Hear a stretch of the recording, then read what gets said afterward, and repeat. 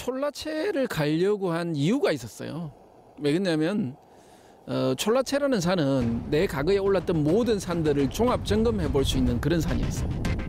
그건 뭐냐면 제가 예전에 과거에 했던 경험과 기술들을 모두 시험할 만한 무대였던 거죠. 그건 가장 힘들다는 이야기예요. 그래서 그 산을 선택했던 거고, 스타일 역시 알파인 스타일, 그러니까 누구의 도움을 받지 않고 오로지 인간과 자신이 1대1로 만나서 그 벽을 헤쳐가야 되는, 그래서 그런 등반을 초경량 등반을 하고 싶었던 거죠. 그리고 거기에 난이도도 있어야 되고, 그러다 보니까 히말라야에 그런 벽이 3개 있더라고요. 그래서 그 벽 중에 하나인 접근이 쉬운 촐라체 북벽을 택했던 거죠.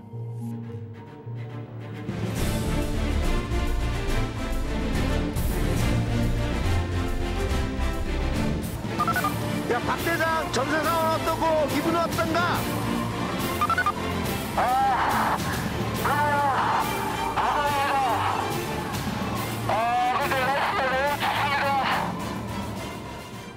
이제 정상에 이르를 때부터 날씨가 나빠지기 시작했거든요. 그래서 최대한 서둘러서 이제 반대편으로 하산을 하고 있었는데 5,600m 정도 돼서 지점에서 이제 크레바스 지대를 만난 거죠.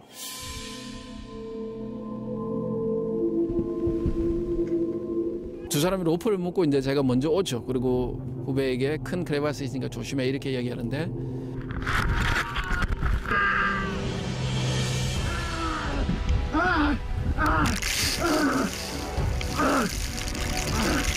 한 순간이죠. 우당탕탕하면서 쫙 끌려가면서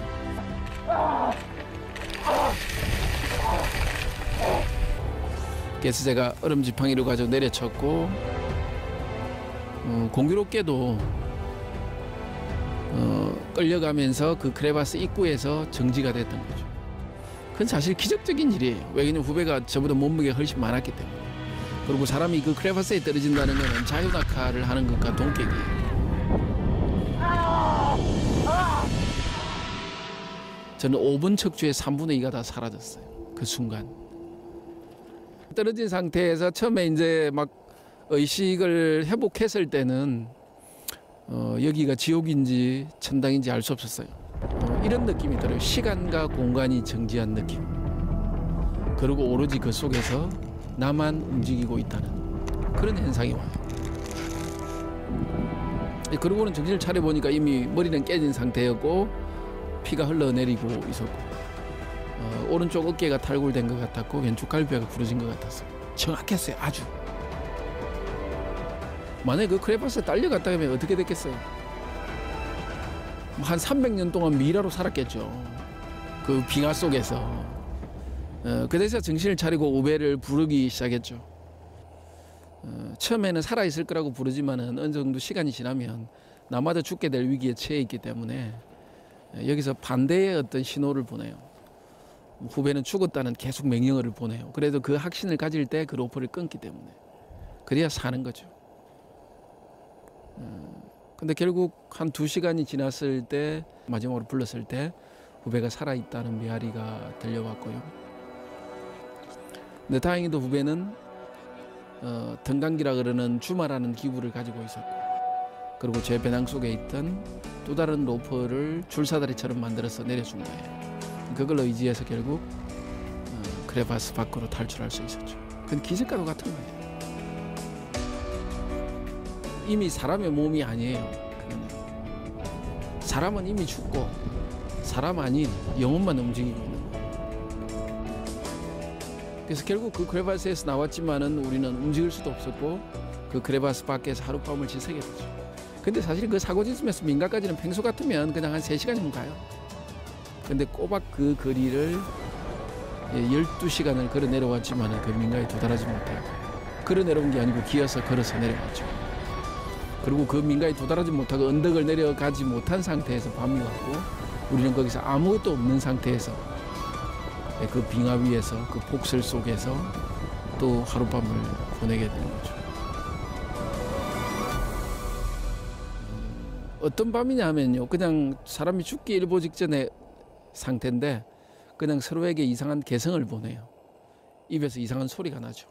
근데 그 소리가 나에게 희망이 되고, 왜냐면 소리가 나지 않으면 죽은 거니까요. 서로가 그 소리를 희망 삼아서 그 긴긴 밤을 버텨가는 거죠. 그리고 결국 우리는 아침을 맞았고요. 제가 그 후배에게 눈을 돌렸을 때 후배는 사람의 상태가 아니었고 이미 제가 부축해서 갈 수 있는 상태도 아니었어요. 제가 먼저 민가에 가서 구조를 요청할 거라고 이야기를 하고 민가에 도달을 했죠. 근데 그 문을 삐그덕 열고 들어섰을 때 이렇게 한 발이 들어가고 한 발이 바깥에 있을 거잖아요. 반신이 육체가 쪼개졌다고 보면 돼요. 안에는 천국이고 바깥은 지옥이에요. 그리고 그 속에 들어가는 순간 후배는 아랑곳하지 않았고 생각하지도 않았고 거기 저는 정신을 잃고 말았던 거죠. 밤이 되면서 저녁에 문이 삐끄덕하면서 열린 거예요. 닫아놨던 문이. 그리고 눈보라가 휙 안으로 들어온 거죠.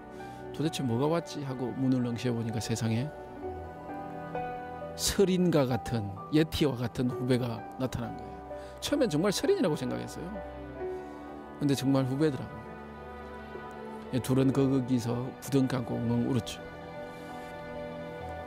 그 긴긴 밤을 버텨내고 그 다음날 문을 열었을 때 눈은 폭설은 그쳤고 태양은 중천에 떠 있었고 히말라야 여신이 우리를 선택한 거죠. 좀 마음이 차분한 것 같은데 깔아앉는 것 같아요.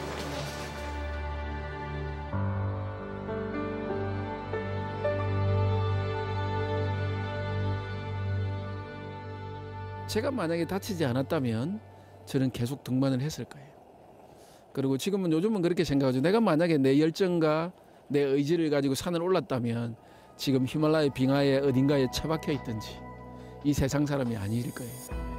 근데 요즘 그게 다행이라고 생각해요. 내가 그렇게 내 열정과 내가 했던 것들을 어딘가에 쏟지 않았던 게 오히려 8개의 손가락을 하늘로 보낸 게 그게 오히려 나를 좀 더 육상에서 오랫동안 있게 수평의 세계에서 있게 만들었지 않나 그렇게 생각을 하는 거죠. 근데 DNA라는 게 있어요. 그 벽등반에 대한 그 쾌감, 새로운 방법으로 히말라야를 대면하고 싶었던 거죠.